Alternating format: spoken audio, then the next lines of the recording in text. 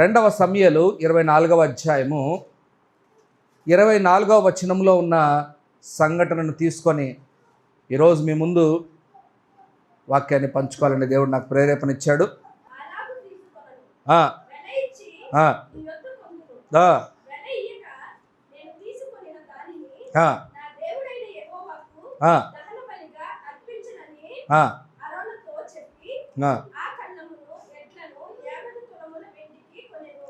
చాలు. దావీదు దేవుని దృష్టికి పాపం చేసినప్పుడు ఆయన దేవుని దగ్గర నుంచి శిక్షను పొందడానికి ఇష్టపడుతున్నాడు. దేవుడిచ్చిన 3 ఆప్షన్లో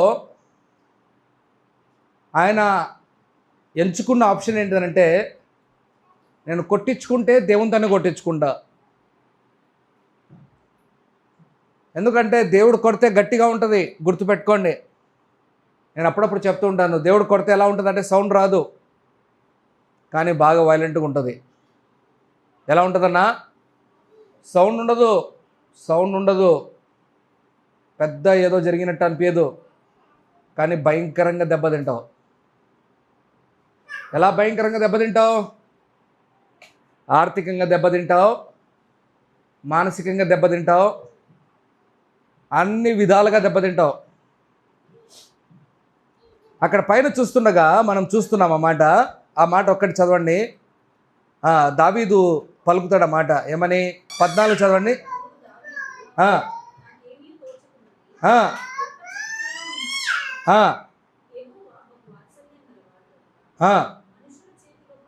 మనుషుల చేతిలో పడకుండా యెహోవా చేతిలోనే పడుదును.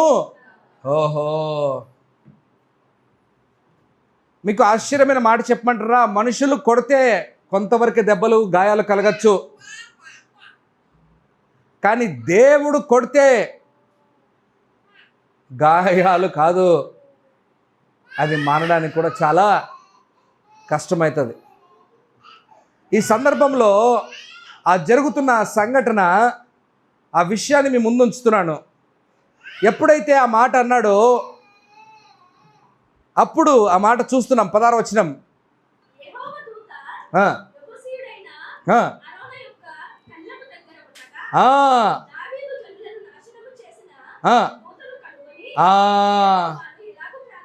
ఇంతసేపు దావీదు కనుక్కోవాల్సినవన్నీ కనుక్కోలేకపోయాడు. ఎలాగ జీవించాలో, దేవునికి ఇష్టంగా ఎలా బ్రతకాలో కనుక్కోలేకపోయాడు. కానీ ఇప్పుడు మాత్రము ఎక్కడ దూత ఉంది, ఆ దేవుని దూత ఎటువైపు నడుస్తూ ఉంది, ప్రతిదీ గమనిస్తూ ఉన్నాడు. తాను ఒప్పుకోవాల్సిన వాటిని ఒప్పుకున్న తర్వాత, ఈ మాట బాగా అర్థం చేసుకోండి, నోట్ చేసుకోండి. తాను ఒప్పుకోవాల్సినటివి ఒప్పుకున్న తర్వాత, మనం చాలా విషయాల్లో ఒప్పుకోవాల్సినవి ఒప్పుకోము. ఏం చెప్తామన్నా మనము?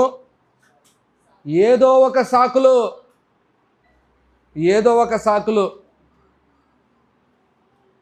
ఎన్నిసార్లు సాకులు చెప్పి నువ్వు ఎలాగ స్కిప్ అవుతావు? ఆలోచించుకో. నువ్వు ఒక వాక్యం విన్నావు, నువ్వు ఆ వాక్యం విన్న తర్వాత పర్లేదులే, ఈ వాక్యంలో నేను 10% వరకు పాటిస్తున్నాను, నువ్వు కాంప్రమైజ్ అయ్యావనుకో, మిగతా 90% గురించి ఎవరికి చెప్తావు సమాధానము? గడిచిన వారము ఆ వాక్యము నా జీవితంలో నేను బోధించిన వాక్యాల్లో నాకు ఒక బెంచ్ మార్క్. అది నన్ను చాలా ఆలోచింపజేసింది. బ్రతుకుతే ఒక శతాధిపతి. తమ్ముడు ఒక మాట అన్నాడు షేరింగ్స్లో, పౌలు కంటే గొప్పగా అనిపించాడన్న నాకు. మనం ఎలా అనిపిస్తున్నాం? మనం ఒప్పుకోవాల్సినవి ఒప్పుకోవాలి. ఒప్పుకున్న తర్వాతనే దేవుని పని ప్రతిదీ కనపడుతుంది. మనం చాలాసార్లు కొన్ని అడుగుతుంటాం, ప్రభు నాకు అది చూపించు, ప్రభు నాకు ఇది చెప్పు, ఇది చెప్పు, అది చెప్పు. దేవుడు చెప్పడు. ఎందుకు చెప్పడు తెలుసా? ఒప్పుకోవాల్సినవి ఒప్పుకోక. ఇక్కడ 3 విషయాలు చెప్పబోతున్నాను ఈరోజు వాక్యంలో. ఇప్పుడు ఆ దేవుడు శిక్షించడానికి ప్రారంభించాడు. ఓకే, దూత చేయాల్సిన పనిని చేస్తూ ఉంది. అక్కడ ద ఏంజల్ అని రాయబడి ఉందంటే అది యేసు ప్రభుల వారే అని నిష్ఠగా రాసుకోవచ్చు. మీరు ఎక్కడ భయపడకూడదు. మీరు యెహోవా దూత అని రాయబడి ఉన్న బైబిల్లో ద ఏంజల్ అని రాయబడి ఉన్న ఎవరో కాదయ్యా, యేసు ప్రభుల వారే అంటే దేవుడే. ఇంకా మళ్ళీ మీకు డౌట్ రాకూడదు. ఇక్కడ ఒక ఆశ్చర్యమైన మాట చెప్తాను. ఈ దూత ఎక్కడ ఉందంట? జెబీషియు ఎవరిల్లో ఎవరిదైతే కళ్ళెము. ఏం పేరు ఆయన పేరు? ఎవరి జెబీషియుడు? ఈ జెబీషియుడు ఎవరు అనంటే కానాను ప్రాంతములో నివసించేవాడు, ఇజ్రాయేలుడు కాదు. మనకెందుకో వాక్యాలు అలాంటివి దొరుకుతున్నాయి. ఏం చేస్తాం? మంచిగా ఇజ్రాయెల్లో ఉన్నవాడు మంచోడు కనపడంలో మనకు. పోయినసారి ఎవరు కనపడ్డాడు? శతాధిపతి కనపడ్డాడు. అవునా? వాడు ఇజ్రాయేలుడు కాదు. ఇంతకుముందు కూడా మనం చాలాసార్లు ఆలోచించాం. ఎవరు? ఒక ఆయన దావీదుకే ఒక పెను సవాలు ఇసిరి సైలెంట్గా కూర్చున్నవాడు. ఎవరైనా ఉరియా. ఆయన ఎవరు? హిత్తీయుడు. ఆయన ఇజ్రాయేలీయుడు కాదు. ఈయన ఇజ్రాయేలీయుడు కాదు. జెబూషీయుల పైన వాళ్ళు చంపాల్సిన విధంగా పూర్తిగా చంపక కొంతమందిని మిగిలి ఉంచిన శేషంలో వారి పైన ఆ సమయంలో దావీదే జెబూషీయులను అందరిపైన ఆధిపత్యం వహించి అందరినీ లోబడుచుకున్నాడు. ఇప్పుడు ఈ జెబూషీయులు బాగా వినాలి. ఎందుకు ఈ స్టోరీ చెప్తున్నా అంటే హిస్టరీ మీకు అర్థమవుతే వాక్యం కాంటెక్స్ట్ అర్థమవుతుంది మీకు. ఇప్పుడు ఆ జెబూషీయుడు అనేవాడు, జెబూషీ అంటే పర్వతము పైన అంటే ఆ ప్రాంతంలో ఉన్నవాడు ఎవరికి లోబడి ఎవరి ఆధీనంలోకి వచ్చేసాడంటే దావీదు ఆధీనంలోకి వచ్చేసాడు. ఎందుకంటే వాళ్ళు సరెండర్ అయిపోయారు. ఎవరికి సరెండర్ అయిపోయారు? దావీదుకు. మేము మీతో యుద్ధం చేయలేము, మీరు ఏం చెప్తే అది చేస్తాం అని లోబడిపోయాడు. చదవండి, హిస్టరీ చదవండి, నేర్చుకోండి చాలా విషయాలు. ఈ సందర్భంలో ఎవరితను? దాసుడు. ఎవరికి దాసుడు? దావీదుకి లోబడి ఉండాల్సిన దాసుడు. ఇతను ఒక స్థలమును కొన్నాడంట. ఆ దూత అక్కడికే వెళుతూ ఉంది, అటువైపు నుంచే వెళుతూ ఉంది. నేను వాక్యం అంతా మీరు శ్రద్ధగా వింటే ఆ ప్రాంతం ఒక ఉన్నతమైన విషయాన్ని చివరిలో కూడా మీకు చెప్తాను. కానీ శ్రద్ధ ఉండాలి, చాలా జాగ్రత్త వినాలి. ఇక్కడ ఉన్న ఫస్ట్ మాట ఏంటంటే ఆ జెబూషీయుడు ఆ రాజు వచ్చిన వెంటనే సాగిల పడిపోయాడు. బాగా వినాలి, సాగిల పడిపోయాడు. బైబిల్లో ఒక మాట ఉండదు, రాజు అనుకుంటే దెబ్బలకు రాజు అనుకుంటే ఏదైనా చేయగలడు. అరే ప్రధానమంత్రి చేయగలుగుతుండే రాజు ఎందుకు చేయలేడయ్యా? రాజు అంటే ఏంటి? ఆయన ఏమి చెయ్యాలనుకుంటే అది చేయొచ్చు. కానీ ఆయన ఆ ప్రాంతానికి వచ్చినప్పుడు చూడండి, దానిపైన రాయబడి ఉంది ఆయన ఎలా రెస్పాండ్ అవుతున్నాడో. 20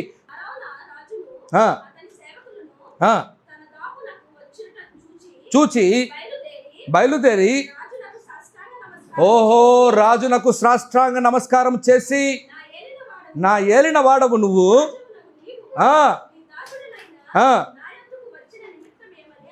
అడుగగా ఓహో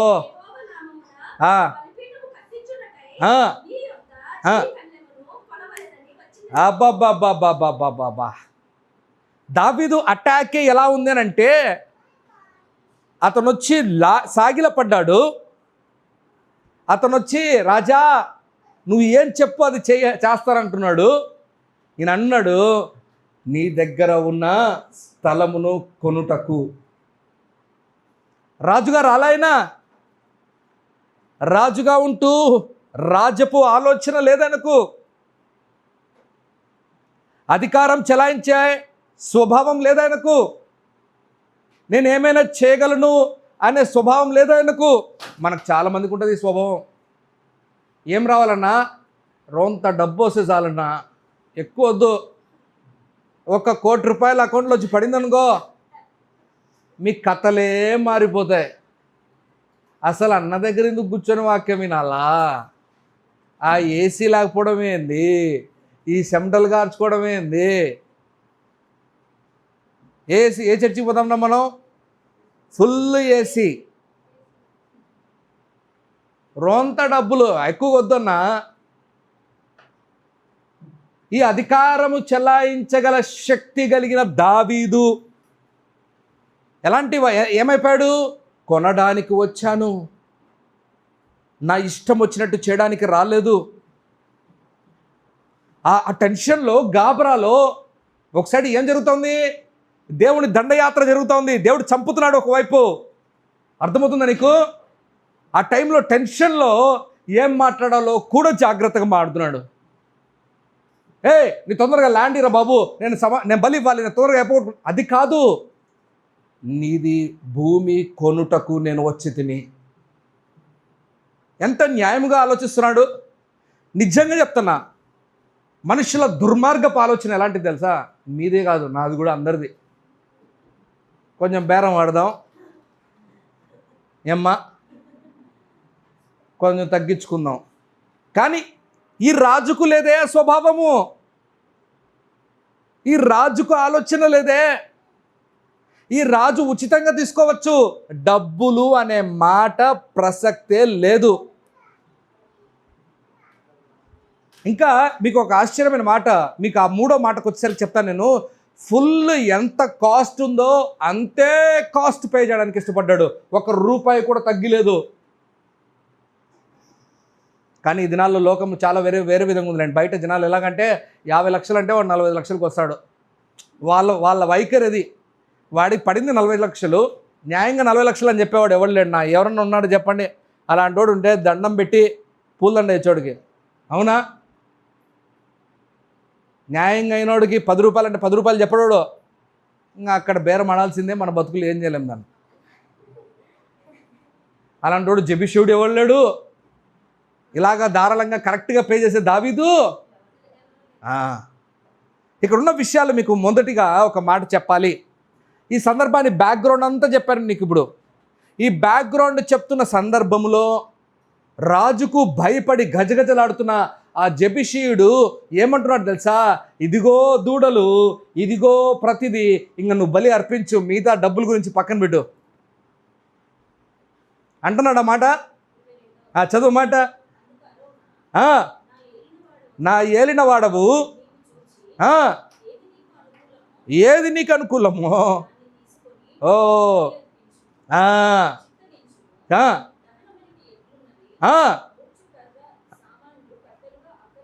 అబ్బాబ్బాబ్బాబ్బాబ్బాబ్బా, ఆహా, బా, యాడికి ఎక్కడ పోయి కనెక్షన్ పెట్టాడు జెబిషీయుడు? నీ దేవుడు అంగీకరించును గాక. బా, అన్యులు చెప్పే మాటల్లో మజా వేరే ఉంటుంది. ఏమన్నా మనం చెప్తే అది వేరన్నా. తాగొద్దునా అంటే నువ్వు పెద్ద అది ఏం విషయం కాదు. అన్యుడు చెప్పినాడు అనుకో, తాగడం తప్పు అని ఒక అర్థం ఉంటుంది. ఏనా, వాడు కావాల్సినంత తాగొచ్చు, వాడు కావాల్సినంత పనులు చేసుకోవచ్చు. ఇప్పుడు నేను క్లియర్గా వాక్యం మాత్రమే చెప్తాను, బాగా వినండి. ఈ సందర్భంలో, ఈ బ్యాక్గ్రౌండ్లో దావీదు మొదటిగా నో చెప్పడం ఇష్టపడ్డాడు. మనలో చాలా మందికి అన్ని విషయాల్లో కొంతమంది సిగ్గుతో, కొంతమంది వేరే ఉద్దేశముతో నో చెప్పడానికి కూడా ఇష్టపడరు. ఏమి ఇష్టపడరమ్మా? నో. అన్నయ్య ప్రసాదం, అన్నయ్య తినండి, అన్నయ్య ఎవరన్నా వచ్చి రక్షాబంధన్ ఈరోజు కడతానన్నయ్య, చెల్లి పాపం వాళ్ళ ధర్మ ప్రకారంగా, నీ ధర్మ ప్రకారంగా కట్టుకో. వీడు క్రైస్తవుడు అన్న, వీడి ఫీలింగ్ ఏంది?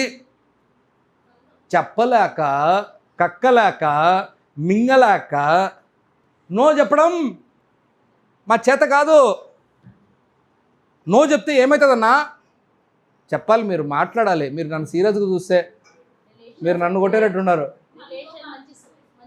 రిలేషన్ పాడవుతుంది. ఇంకేం చెప్తా ఉన్నా చెప్పు, నువ్వు చెప్పు, త్వరగా చెప్పాలి. ఇంకేమనుకుంటాం, అవతల వాళ్ళు ఫీల్ అవుతారు. ఏమ్మా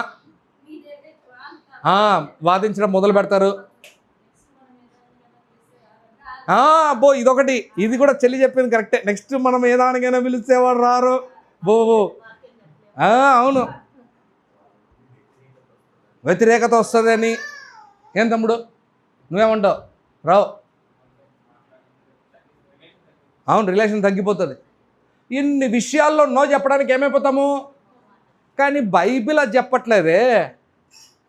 దావీదు మొహమాటానికి అరే ఎడ్లు ఇచ్చేసినాడు, అన్ని ఇచ్చేసినాడు, అమ్మా ఇంకా బలి ఇచ్చేద్దాం, లేదు, నో, అది కాదు, నాకు వద్దు, నేను చెప్పిందే చేస్తా. నో అనడానికి ఎందుకు మనకు ఇబ్బంది? కొన్నిసార్లు ఎస్ కూడా ఇబ్బందిగా చెప్తాం మనం. అందుకే యేసుప్రభుల వారు ఏమన్నారు, మీ అందరికీ బాగా తెలిసిన వాక్యము, మత్తయి రాసిన సువార్త 5వ అధ్యాయము 37వ వచనం, త్వరగా తీద్దాం. నీ మాట అవునంటే అవును, ఓహో అని ఉండవలను. నీ మాట అవునంటే అవును, కాదంటే కాదు. ఇంతకంటే ఏదైనా ఉంటే దానికంటే కింద ఉందేమన్నా? ఎవరి దగ్గర నుంచి పుట్టిందమ్మా? మళ్ళీ నువ్వు అనొద్దు. వాడితో నువ్వు ఒకటి వైపోయినావు అనేది గుర్తుపెట్టుకో. నువ్వు వాడితో కలిసిపోయినావు అనేది గుర్తుపెట్టుకో. మనం నిజముగా నో అని చెప్పడానికి కూడా క్లారిటీ ఉండాలి. ఏముండాలన్నా? క్లారిటీ ఉండాలి. ఎప్పుడు ఎస్ చెప్పాలో, ఎప్పుడు నో చెప్పాలో కూడా నీకు తెలియకపోతే నీ అంత అమాయకుడు ఇంకొకడు లేడు. అమాయకపు సంఘానికి నువ్వు అధ్యక్షుడివో అధ్యక్షురాలువో నాకు తెలీదు. ఏనా? ఇంకా దయచేసి మీరు అర్థం చేసుకోండి. మీరు నో చెప్పడం నేర్చుకోండి. అరే త్రాగుతావా? నో. అరే పంది మాంసం బాగుంటుంది, తింటావా? నో. అరే సినిమాకి వెళ్దామా? నో.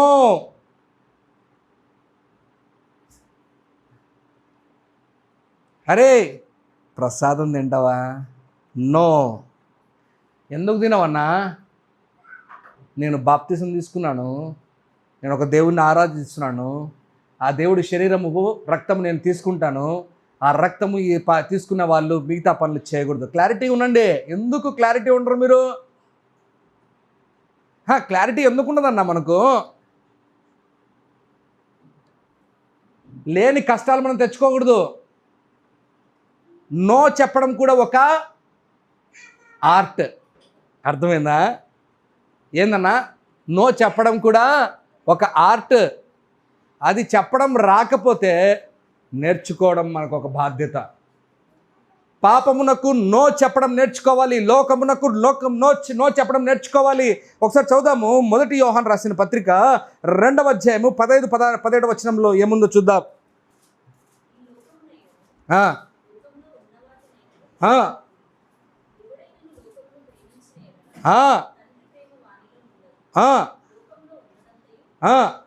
అనగా శరీరాశయు, నేత్రాశయు,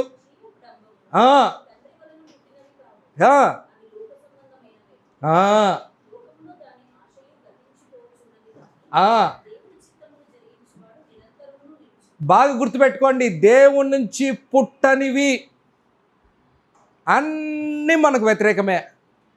అందులో నో చెప్పడం మనము నేర్చుకోవాలి. నో చెప్పడం నేర్చుకోవాలి. నేను ఈరోజు మిమ్మల్ని అడుగుతున్నా, ఈరోజు నువ్వు రక్షణ పొంది ఎంతో మారుమనసు పొంది బాప్తిసం తీసుకున్నాను చెప్తున్నావే, ఎలా ఉంది నీ నో? ఎలా ఉంది నీ రిజెక్షన్?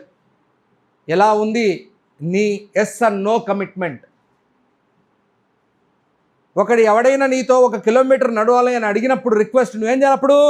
అప్పుడు నో చెప్పకూడదు. నువ్వు నీ శరీరంలో అలసట ఉంది, నువ్వు శరీరంలో చాలా బాధలు ఉన్నాయి, అప్పుడు ఏం చేయాలన్నా? నువ్వు వాడితో ఇంకా 1 కిలోమీటర్ ఎక్కువ నడవాలి. అర్థమైందా? బైబిల్ చెప్పే మాట ఇది, నేను కాదు చెప్పే మాట. అప్పుడు ఏం చెప్పాలి? ఎస్ చెప్పాలి. ఎస్తో పాటు ఏం చెప్పాలి? ఇంకా ఎక్కువ చేయాలి. చదవండి మాట, మీకు లేఖనం చూపిస్తాను.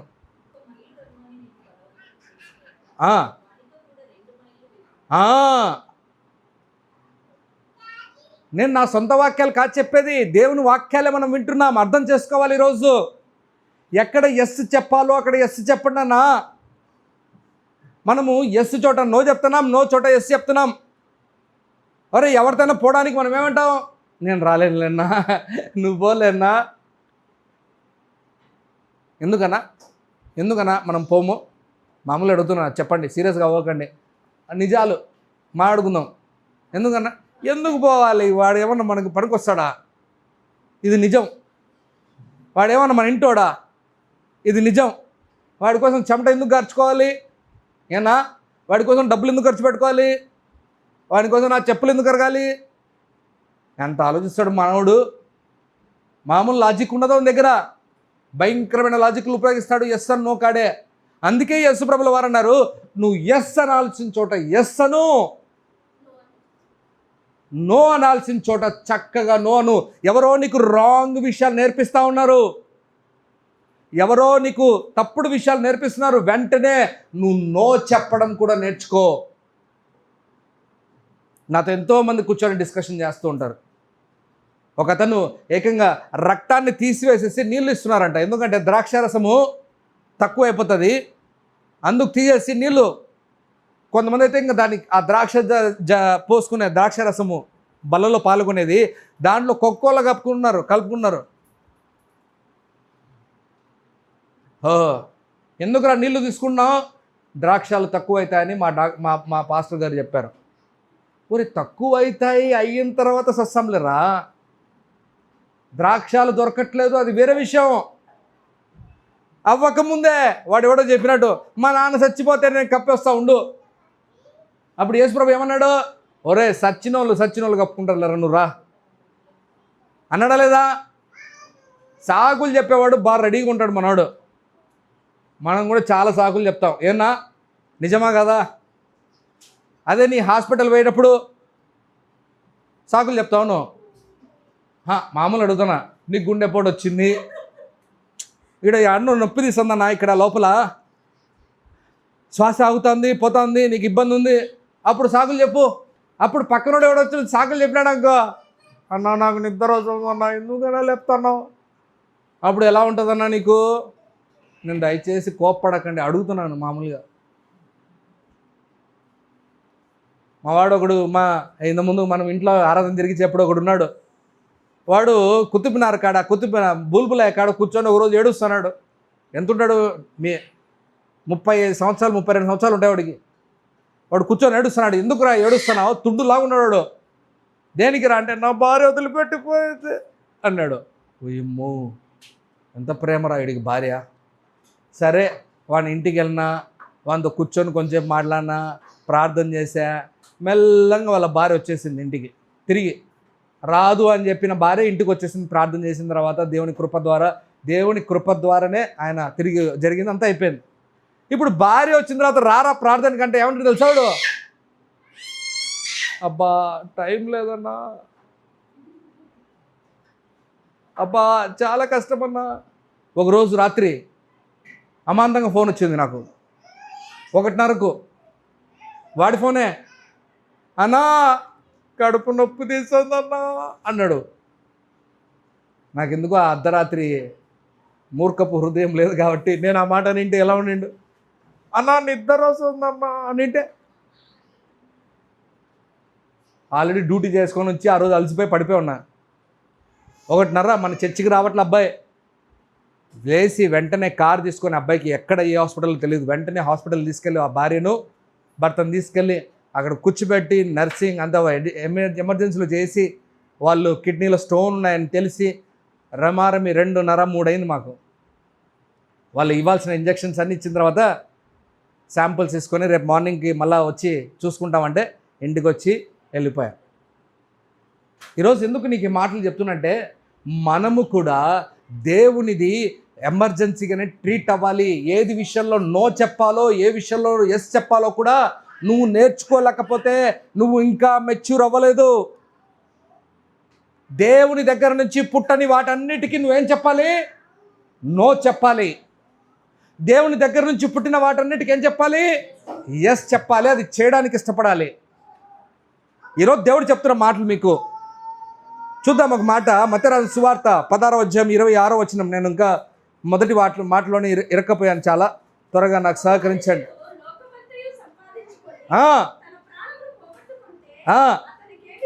ఏమి ప్రయోజనము? ఏమి ఇవ్వగలడు? చాలు, ఏమి ఇవ్వలేడు. దయచేసి అందుకే మార్చుకుందాం, మన స్వభావాలు మార్చుకుందాం. మనం ఎస్ అనే చోట ఎస్ చేద్దాం. బ్రదర్, మాకు కూడా చాలా సేమ్ వయసు, 45, 43 సంవత్సరాలు. మాకు కూడా అలసటలు ఉంటాయి పరుగులో. ఇంతకుముందు పర్సనల్ కౌన్సిలింగ్ వెళ్ళేవాడిని, ఇప్పుడు అది కూడా చాలా తగ్గిపోయింది. ఆల్మోస్ట్ 4-5 మంత్స్ నుంచి నేను పోలేకపోతున్నాను. Maybe I again start personal counselling. అప్పుడు ఎక్కడెక్కడికో వెళ్ళేవాళ్ళము. ప్రతి ఆదివారం ఏం చేసేవాళ్ళము? ఇక్కడ ఆరాధన ముగించుకొని ఆలస్యం లేకుండా మేము ఎప్పుడు ఎస్ అని చెప్పాలో, ఎక్కడ పరిగెత్తాలో పరిగెత్తాలి. మనం చేయాల్సిన పనులు సరిగ్గా చేయాలి. బైబిల్లో మీకు ఒక మందిని పరిచయం చేయాలని ఇష్టపడుతున్నాను. వాళ్ళు ఎస్ చెప్పాల్సిన చోట నో చెప్పడం వల్ల ఎంత ప్రమాదాలు జరిగాయో. ఓన్లీ వాక్యాలు చెప్పను రెఫరెన్స్తో పాటు. మీకు దయచేసి నాకు సమయం లేదు కాబట్టి చాలా ఫాస్ట్గా టూకీగా అలాగే చెప్పేస్తాను. మొదటిగా మీకు అందరికీ బాగా తెలిసిన వ్యక్తి, మొదటిగా సుపరిచితుడు ఎవరైనా ఆదాము. ఏం చెప్పలేకపోయాడు? ఆదాము ఏం చెప్పలేకపోయాడన్నా? అవ్వకు నో చెప్పలేకపోయాడు. ఎంత సింపుల్ అన్నా. అవ్వా, నువ్వు అందంగా ఉన్నావే, నువ్వు మంచిదానివే, ఈ పండు తినద్దే, తిన్నావు నువ్వు ఎందుకే? నేను తిన్ననే, నాకు వద్దు అని అంటే ఎంత బాగుండన్నా చెప్పాలి. మీరు ఏం చేశాడు మనోడు? ప్రశ్నించకుండా తినేశాడు. మీకు వాక్యాలు తెలియక కాదు. ఇంకొక వ్యక్తి, ఏషావు అనే వ్యక్తి ఏం చెప్పాడు? వాళ్ళ తమ్ముడు బుద్ధి లేకనే అన్నాడు అనుకో, రే నీ జ్యేష్ఠత్వం వీరా అని అన్నాడు. ఏమన్నాడు మనోడు? రే వద్దురా తమ్ముడు, ఆ దేవుడురా ఇచ్చింది, నేను ఇస్తానని ఇవ్వకపోతే నాకేమి రాదే, నేను కడుపుతో ఆకలితో చచ్చిపోతున్నారా తమ్ముడు, కొంచెం పెట్టరా అని అంటే ఏషావు నీతిమంతుడైండు. యాకోబు కథ అయిపోయింది, కథ మారిండు. ఈరోజు మనం ఆలోచించాలి మనం ఈ మాట. ఏషావు నో చెప్పాల్సిన ప్రాంతంలో ఎస్ చెప్పాడు. సంసోను మీ అందరికీ బాగా తెలుసు. అలాగే జూదా ఇస్కరియోతు మీ అందరికీ బాగా తెలుసు. ఆయనకిచ్చిన డబ్బుల్ని బట్టి ఏం చేశాడు ఆయన? నో చెప్పాల్సిన వాడు ఏం చేశాడు? ఎస్ చెప్పాడు. తర్వాత యేసయ్యను అప్పచెప్పిన తర్వాత ఏం చేశాడు? అది తీసుకొని వెళ్ళి ఇసిరి కొట్టాల్సిన పరిస్థితి వచ్చింది. బ్రదర్, మేబీ కొద్ది సమయం తర్వాత నో చెప్పాడేమో, కానీ ప్రయోజనం లేదు.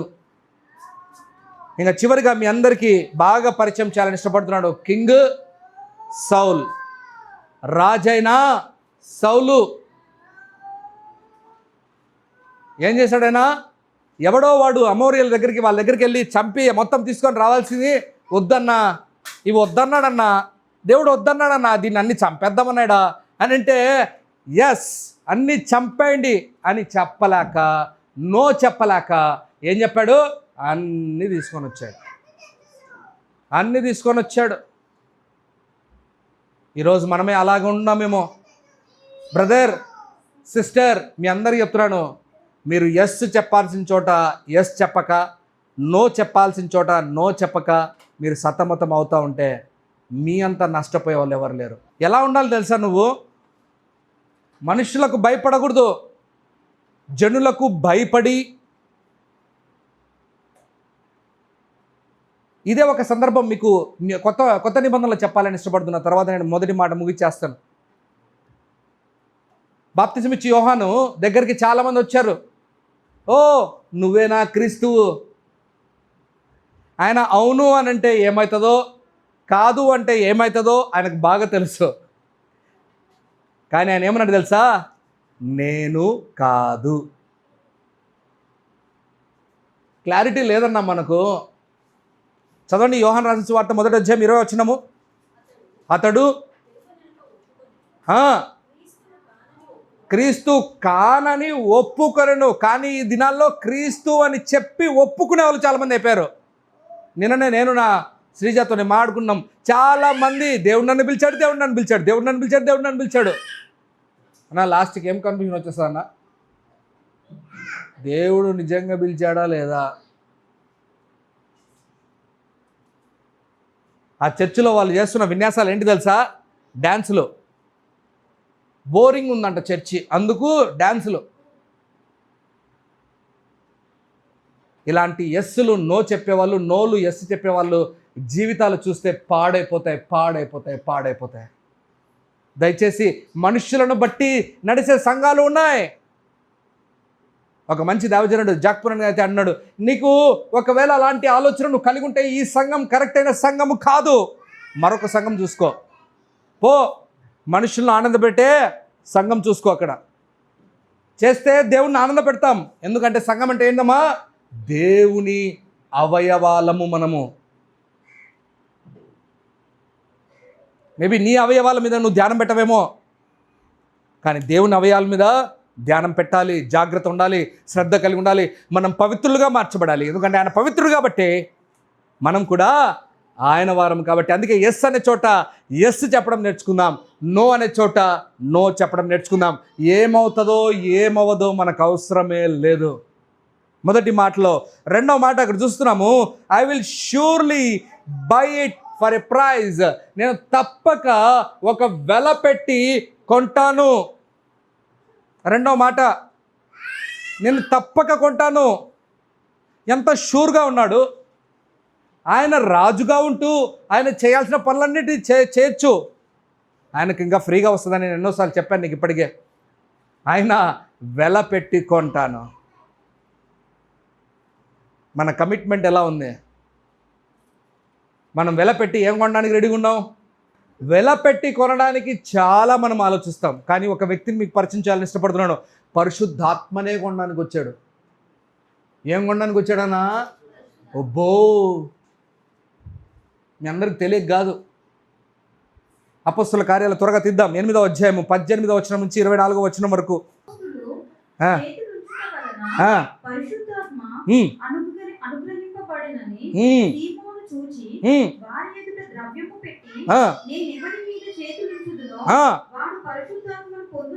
అబ్బో, అబ్బాబాబాబాబా,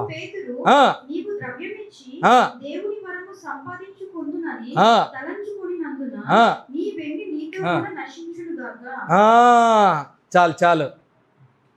ఎంత చక్కగా మనవాడు ప్లాన్ వేశాడు. పరిశుద్ధాత్మనే కొనాలని ప్లాన్ వేశాడు. అబ్బో అన్నా, ఈ దినాల్లో మీకు ఒక ఆశ్చర్యమైన వాడు చెప్పమంటారా? అన్య భాషలు మాట్లాడడానికి కూడా ఏమంటారు, ట్రైనింగ్స్లు, తరఫీదులు, థ్యాంక్ యూ, ఇంకా సాక్ష్యాలు చెప్పడానికి కూడా డబ్బులు ఇస్తున్నారు. అమ్మో, మీరు పప్పులో కాలేయకండి. ఏం చెప్పడానికన్నా? సాక్ష్యం చెప్తే ఏమి ఇస్తారు? డబ్బులు. ఎందుకు ఇస్తారు తెలుసా? మా గురించి నువ్వు చెప్పావు కాబట్టి, మా సంఘం గురించి నువ్వు చక్కగా చెప్పావు కాబట్టి. వెలబెట్టి కొంటున్నారు సాక్ష్యాలను, పరిశుద్ధాత్మను. చాలా పనులు చేస్తున్నారు, విచిత్రమైన పనులు చేస్తున్నారు ఈ అంత్య దినాల్లో. చాలా జాగ్రత్తగా ఉండాలి నీ జీవితము. నువ్వు ఏ దానికి వెల పెట్టాలి, ఏ దానికి నువ్వు ఏం చేయాలి, ఎంత నిష్ఠగా ఉండాలో అది నీ చేతిలో ఉంది. ఎవరి చేతిలో ఉందన్నా? నీ చేతిలో ఉన్నది. మనం వెల పెట్టి కొనాల్సినవి కొన్ని ఉన్నాయి. వెల పెట్టలేకపోయినా కూడా, అది వెల పెట్టినా కూడా దొరకనివి కొన్ని ఉన్నాయి. అది గుర్తుపెట్టుకోండి. వెల పెట్టినా కూడా దొరకని ఏవి అవి వెలకు సంబంధం లేదు. అది ఎంత కష్టపడినా అది వస్తే ఉచితంగా రావాలా? అది ఏంది అలాంటివి? పరిశుద్ధాత్ముడైనా, రక్షణ అయినా, ఇంకా చాలా విషయాలు, ఆత్మీయ వరాలైనా కానీ ఇవన్నీ నువ్వు నేను డబ్బులు ఇస్తే వచ్చేది కాదు. రక్షణ ఊరికే దొరుకుతుంది అనుకున్నారా? ఎంత చక్కగా దేవుడు చెప్పాడో. రే, నువ్వు పరలోకం పొందాలి అని అంటే నీ దగ్గర ఉన్నది ఏం చేయాలి? అమ్మేసిరా. ఆ ఒక్కటి చెయ్యి. ఒక్కటి. నేను మిమ్మల్ని అడగాలని ఇష్టపడుతున్నా, ఒక్కటి చేయడం ఈజీయా, 100 చేయడం ఈజీయా? సింపుల్. వాడు 100 చేశాడు ఇంత ముందుకు, నువ్వు ఇది చేసావా అంటే అన్నీ చేస్తానన్నా నేను. అయితే ఒక్కటి కొద్ద ఉంది నీ దగ్గర. ఆ ఒక్క దాన్ని తీసుకోలేకపోయాడు. ఆ దాని విలువ తెలుసుకోలేకపోయాడు. ఏ విలువ తెలుసుకోలేకపోయాడు? నిత్య రాజ్యం గురించి మాట్లాడుతున్నాడు కానీ నిత్య రాజ్య విలువ తెలుసుకోలేకపోయాడు. ఈరోజు మీరు కూడా నిత్య రాజ్య విలువ తెలుసుకున్నారా లేదా? అన్నా, మీరు కూడా ప్రయారిటీ పెట్టుకోవాలి. మీరందరూ ప్రయారిటీ పెట్టుకోవాలి. ఏది నాకు విలువైంది? అర్థమైందా? నా కొడుక్కి చిన్న ఇన్సిడెంట్ జరిగింది. ఆ లాన్లో ఆడుకుంటూ పొర్రపాటున రోజు ఆడేవాడేవాడు. వాడు పడిన వెంటనే వాడికేం పెద్దగా అనిపించలే. వాడు మమ్మల్ని చూసి ఫస్ట్ భయపడ్డాడు. కొంచెం ట్విస్ట్ అయింది చెయ్యి. రాత్రికి రాత్రి నాకు ఆలోచన రావాలి. ఏం రావాలి? ఏదర్ నేను అక్కడే ఉండాలా, అక్కడే ఉండి మేము ప్లాన్ చేసుకున్నట్టు 29 రావాలా, లేకపోతే రాత్రికి బయలుదేరి సరే ఇండియాకు వచ్చేయాలా. ఎందుకు? ఇండియాకు రాకపోతే వాడి చెయ్యి జీవితాంతం వాడికి గుర్తుండిపోతుంది. మేబీ నేను వచ్చిన తర్వాత ఓపెన్ సర్జరీ చేయించవచ్చు, నేను దానికి నాకు 1,50,000 కావచ్చు ఖర్చు, కానీ వాడి జీవితాంతం ఒక స్టిచ్చెస్ పడిపోతాయి. ఓపెన్ సర్జరీ అంటే కట్ చేసి తీస్తారు. వాడు చూసినప్పుడంతా ఏం గుర్తుంటుంది వాడికి? నేను తప్పు చేశాను, పొరపాటు చేశాను, ఆడుకుంటూ కొంచెం పొరపాటున పడ్డాను, కానీ ఆ పొరపాటును మా నాన్న ఇంకా పెద్ద పొరపాటు చేశాడు, పెద్దది చేశాడు. ఆయన ఆనందం కోసం నా చెయ్యిని ఏం చేశాడు? ఈ స్థితి చేశాడు. ఏది వెల కట్టాలి, ఏది విలువైనది, ఏది చెయ్యాలి, అది నేను నిర్ణయం తీసుకోకపోతే నా నెక్స్ట్ తరం వాళ్ళకు కూడా నేను అదే నేర్పించేవాడిని అవుతాను. నేను మిమ్మల్ని అడగాలని ఇష్టపడుతున్నా, ఇక్కడ ఆగి మీరు దేనికి విలువ ఇస్తున్నారు? నేను అదే సిచ్యువేషన్లో చెప్తున్నాను. నా దేవుడు ఆ సమయం సందర్భంలో మరో రకముగా వాడికి చెయ్యి ఇరిగినప్పుడు, మరొకటి ఏదన్నా జరిగి నువ్వు ఇక్కడే ఉండాలి అని అంటే నేను నా దేవుని మాటే వినేవాడిని. నాకు ఫస్ట్ ప్రయారిటీ ఎవరు? దేవుడు. అందుకే ఈ అమ్మాయిని పెళ్లి చేసుకున్నాను నేను. అందుకే నేను ఇక్కడ ఉన్నాను. నా ప్రయారిటీ ఎవరు? దేవుడు. నాకు ఇక్కడ ఉంటే ఉద్యోగం సమస్యలు మామూలుగా లేవు. ఇక్కడ ఎక్కడ పోయినా కూడా ఎన్ని మాట్లాడుతున్నారో నాకు తెలుసు. మీ అందరికి బయట నుంచి బాగానే ఉంటుంది ఏనా, దూరం నుంచి కొండలు ఎలా ఉంటాయన్నా? బాగుంటాయి అన్నా. మీకేమన్నా, మీరు పిహెచ్డీ చేసినారన్నా, ప్రొఫెసర్ అన్నా, మీకేం కష్టాలు ఉంటాయన్నా? రా ఒకసారి చూపిస్తా మీ కష్టాలు. ఈరోజు దేవుడు చెప్తున్న మాటలు అర్థం చేసుకోండి. ఏ దానికి విలువ ఇవ్వాలి? దేవుని మాటకు విలువ ఇవ్వాలి, దేవుని పనులకు విలువ ఇవ్వాలి. దేవుని ఏ పని చేయడానికైనా మనము సాహసం చేయాలి.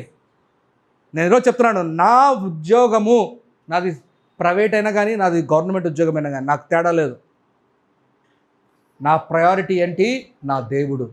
నా దేవుడు లేకపోతే నా భార్యని ఇచ్చేవాడు కాదు, నా దేవుడు లేకపోతే నా ఉద్యోగం ఇచ్చేవాడు కాదు, నా దేవుడు లేకపోతే నాకు పిల్లల్ని ఇచ్చేవాడు కాదు. ప్రతి దాంట్లో నాకు దేవుడే సమస్తం. కాబట్టి నా ఫస్ట్ ప్రయారిటీ నా దేవుడు. నాకు ఎవడికైతే ఈ ఫస్ట్ ప్రయారిటీ దేవుడై ఉంటాడో, అందుకే బైబిల్లో మాట స్పష్టంగా ఉంది. అదే వాక్యంలో నువ్వు చదువుకుంటూ ముందుకెళ్తే, ఎవడైతే నా నిమిత్తము, ఆ మాట ఉంది అక్కడ, చదవండి త్వరగా వెళ్ళండి అక్కడే. చదువుమ్మా. అందుకు ఏ సీట్లా నేను నా నిమిత్తమును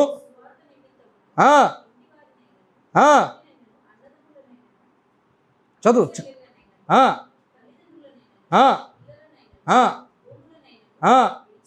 ఓహో, భూములు ఇడుస్తారు నా ఎవరైనా? నిజం మాడుకుందామన్నా, ప్లీజ్ దయచేసి నిజం మాడుకుందామన్నా. నా వాటా నీ వాటా కథ ఏం తెలుద్దాం రా.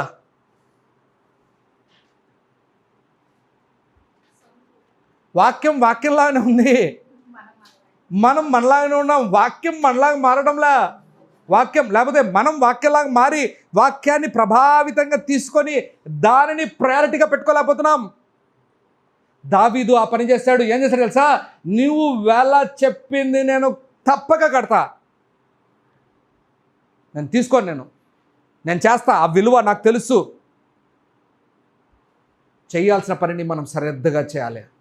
నేను ఒకే మాట చెప్తాను, మీ దగ్గర ప్రాధాన్యపడుతూ చెప్తాను, దేవుని రాకడ త్వరగా వస్తే మనం విన్న మాటలన్నీ నాశనం అయిపోతాయి.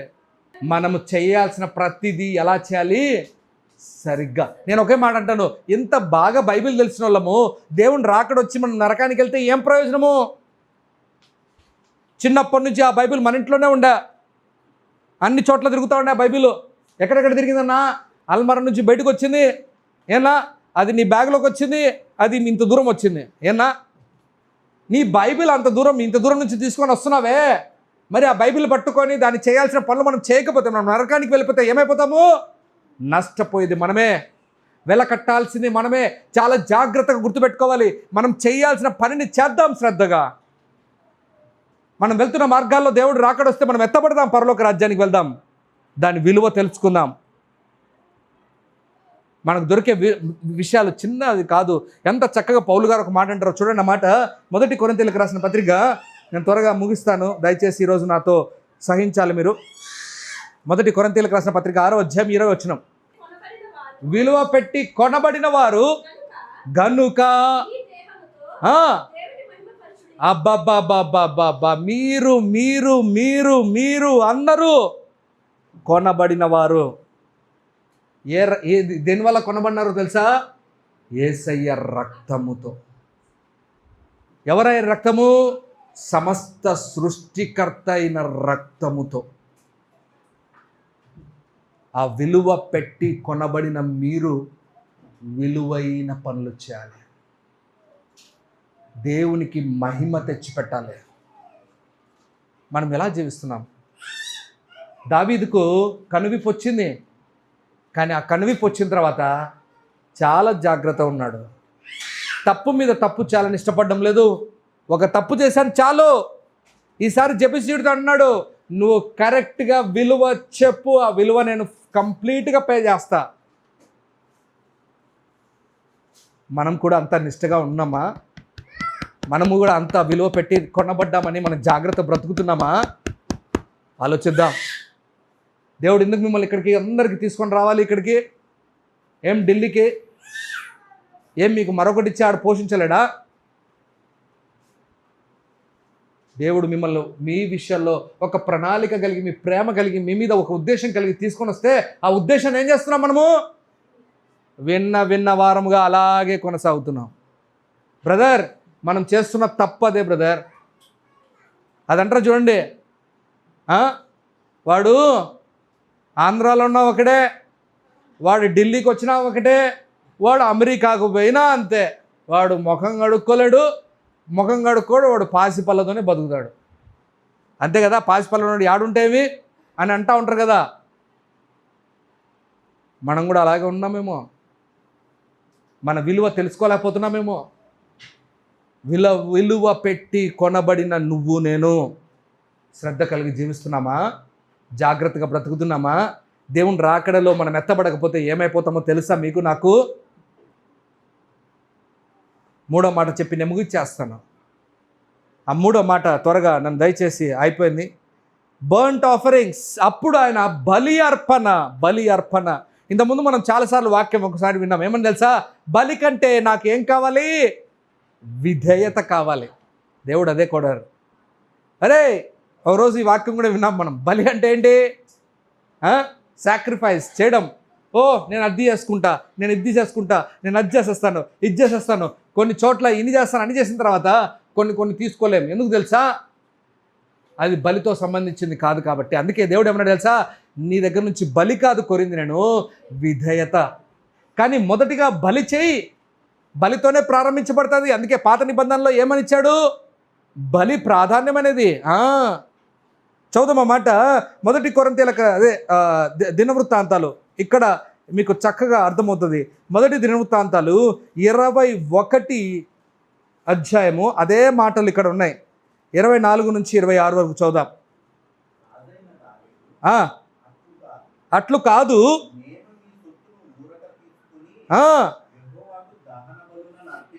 అర్పించను,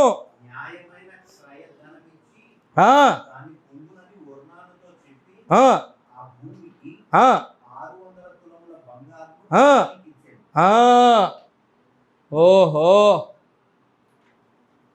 ఏది న్యాయమైనదో బలి అర్పణ ఉచితముగా ఇవ్వను. ఏమి ఇవ్వను నేను? ఉచితంగా ఊరిక కొట్టేనన్ని. చాలామంది ఈరోజు ఉచితంగా కొట్టేయాలని ట్రై చేస్తూ ఉంటారు చాలా. ఏనా ఏ విషయాలు ఉచితంగా, ఉద్యోగం అలా వచ్చేసింది ఉచితంగా, అన్నీ ఉచితంగా కొట్టేయాలనుకుంటున్నారు. అవునా? ఢిల్లీలో 200 యూనిట్లు ఉచితంగా అన్నట్టు. ఏమ్మా, మన ఆంధ్రాలో అయితే ఎలక్ట్రిక్ బిల్లు కట్టలేక చచ్చిపోతున్నారు కొంతమంది. ఏనా ఇక్కడ 200 యూనిట్లు ఉచితంగా. ఉచితం అనే పదం ఎక్కడ కనపడుతుందో ఆడ బాగా చెవు ఏమవుతుంది, జర్రని బాగా జాగ్రత్తగా ఉంటుంది. కానీ ఈ చూడండి, నేను ఉచితముగా నా దేవునికి ఏదియు అర్పించను, నేను ఏది ఇవ్వను. ఇస్తే వెలపెట్టే ఏ అర్పణ ఊరికే కాదు. అర్పణ ఎలా ఉండాలి? విలువైనదిగా ఉండాలి. అర్థమైందా? మా ఇంట్లో ఒక మూలన పడింది అనుకో, ఒకటి ఏదన్నా మామూలుగా బాధపడకండి, మాట ఇలా అన్నందుకు మీరు కోప్పడకండి. మా ఇంట్లో ఒక ఫ్లవర్ వాజ్ ఉంది, ఎవరో గిఫ్ట్ ఇచ్చారు, నాకు తెలియదు. అది అలాగే పడింది, కవర్లో కట్టి దుమ్ము పట్టకుండా ఆడబట్టి ఉన్నాం మూలలో. అది ఉన్నట్టు కూడా ఒక్కొక్కసారి మాకు గుర్తే ఉండదు. అది ఆడ ఇడి ఎగిరి పడి వచ్చినప్పుడు మాకు అప్పుడప్పుడు కింద కనబడినప్పుడు అర్థమైంది అంటది. ఇప్పుడు పడిపోయిన ఆ ఫ్లవర్ వాజు, సీరియస్ అవ్వకండే, నేను దాన్ని గిఫ్ట్ ర్యాప్ చేసి నీకు ఇచ్చినాను అనుకో, ఏనా? అర్థమైందా మీకు? ఎలా ఉంటుంది అది? మీకు ఎలా ఉంటుందో నాకు తెలీదు, ముందు నాకు ఎలా ఉంటుందో నాకు తెలుసు. ఏమ్మా,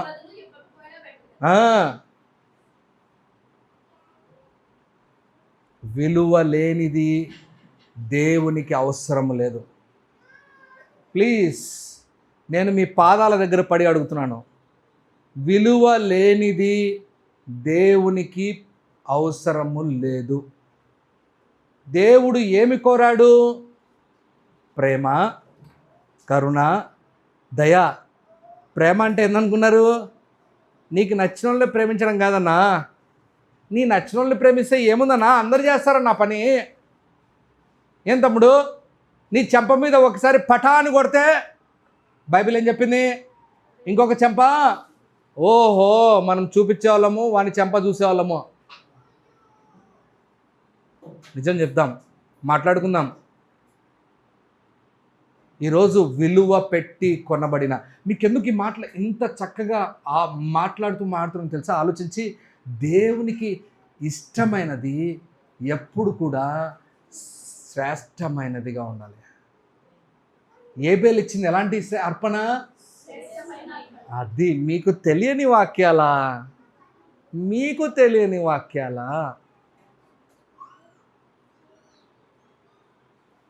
మీరు శ్రేష్టమైంది ఇస్తున్నారా?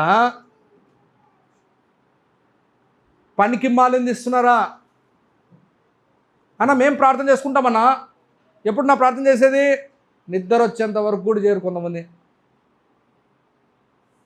ఏనా నిద్ర పోగొట్టుకొని ప్రార్థన చేయనా? ఎందుకన్నా అంత కష్టమో? ఇప్పుడు వస్తుంది హోల్ నైట్, మనకు వస్తుంది హోల్ నైట్ వస్తే ఏం గుర్తుకొస్తుందన్నా? మీ అందరికీ బాగా తెలిసిన అర్పణ ఆదికాండములో 22వ అధ్యాయంలో జరిగిన ఒక గొప్ప అర్పణ. అది విలువైన అర్పణ. ఆ మాట చెప్పి నేను ముగిచేస్తున్నాను వాక్యము. అందరు చదువుదాము. ఆదికాండము 22:8 నుంచి ఆ మాటలు చదివేసి నేను ముగిచేస్తాను. ఎందుకంటే సమయము, నేను చాలా విషయాలు రాసుకొని వచ్చాను కానీ వద్దు.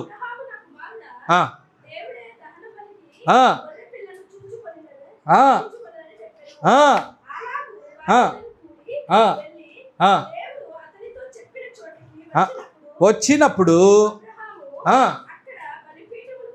ఆ, ఆ, ఆ, ఆ, ఆ, ఆ, ఆ, ఆ, ఆ, ఆ, ఆ, ఆ, ఆ, ఆ, ఆ,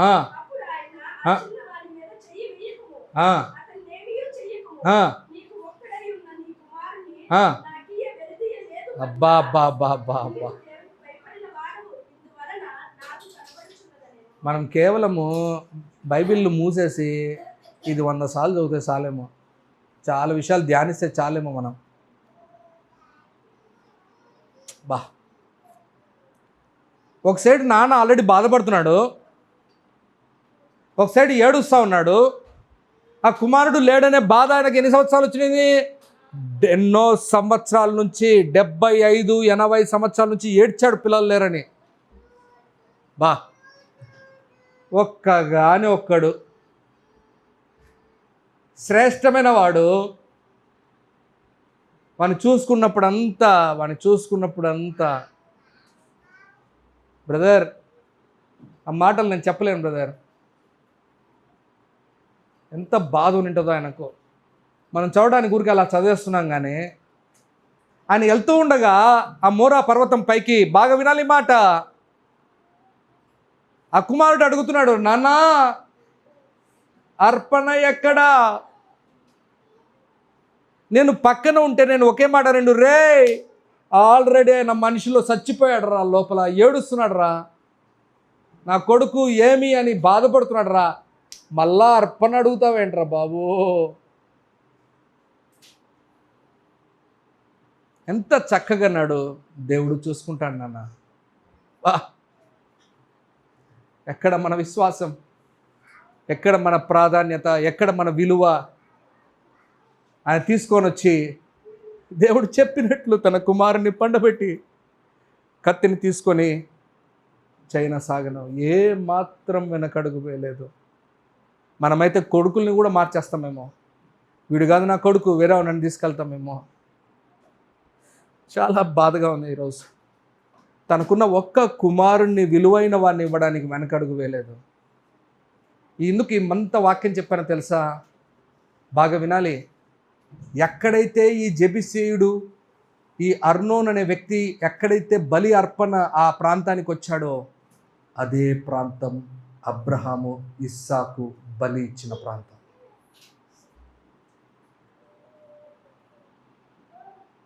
విలువైన అర్పణ కావాలి, శ్రేష్టమైన సమర్పణ కావాలి. నువ్వు ఎంతకాలం బ్రతుకుతున్నావు అనేది కాదు. మేబీ 90 సంవత్సరాలు బ్రతకొచ్చేమోను. దేవునిలో బ్రతక 90 సంవత్సరాలు బ్రతుకుతే ఛీ, దానికి విలువ లేదు.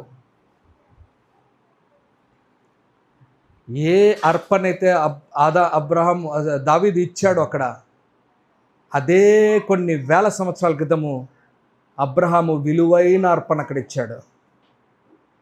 దావీదు అదే విలువైన అర్పణ ఇవ్వాలని ఇష్టపడ్డాడు. ఈరోజు మనం విలువైన అర్పణ ఇవ్వాలని ఇష్టపడుతున్నామా? మన జీవితంలో విలువైనవి ఏంటి? మనం ఏమేమి ఇవ్వగలం?